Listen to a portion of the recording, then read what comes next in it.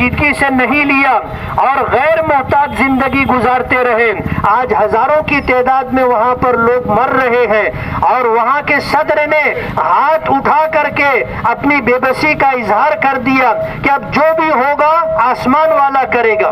میں اہلیان مالیگاؤں سے یہ اپیل کرتا ہوں کہ ہمارا ہندوستان 150 کروڑ لوگوں کی آبادی رکھتا ہے، اور میڈیکل کے لائن سے ہم اٹلی سے بہت پیچھے ہیں۔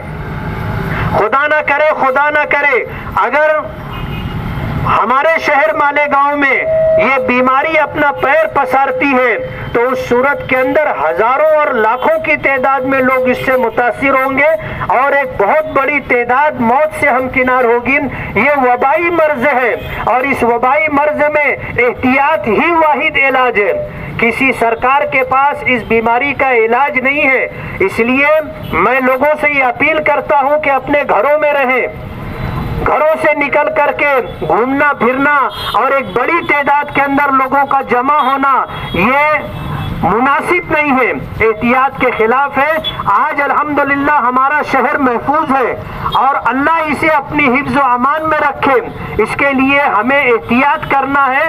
اپنے گھروں سے نہ نکلیں، لوگوں سے مصافحہ نہ کریں، لوگوں سے معانقہ نہ کریں، ہوٹلوں پر اور جہاں جہاں بھیڑ ہوتی ہے بھیڑ کے مقامات پر جانے سے گریز کریں، ماسک کا استعمال کریں۔ اور اس وقت صورتحال اس طرح کی ہے کہ ہم اپنے عبادت کرنے والے اپنے گھروں میں رہ کر کے عبادت کرنے کو ترجیح دیں۔ میں مالیگاؤں کی خواتین سے خاص طور سے اپیل کروں گا کہ اپنے بچوں کو گھروں میں رکھیں، گھروں سے باہر نکل کر گھومنے پھرنے سے منع کریں، اور اس سلسلے کے اندر تمام مکاتب فکر کے علماء اور تمام ذمہ داران نے مل کر کے یہ متفقہ فیصلہ کیا ہے کہ ہمیں احتیاط کرنی ہے، اور اس ایسے مواقع پر جب وبائی مرض سے لوگ دوچار ہوں تو احتیاط ہی اس کا واحد علاج ہے۔ ہم لوگ جن حالات سے دوچار ہیں اللہ کی طرف رجوع ہو، دعاؤں کا اہتمام کریں، استغفار کریں، توبہ کریں، اور احتیاطی طور پر ہم لوگ اپنے آپ کو گھروں تک محدود رکھیں۔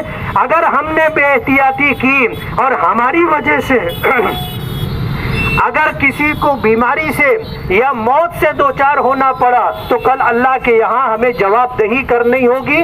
اس احساس کے ساتھ ہم آپ سے یہ اپیل کرتے ہیں کہ ہم لوگ احتیاط کریں، خود کو بھی بچائیں اور دوسروں کو بھی بچانے میں مدد کریں۔ بہت بہت شکریہ۔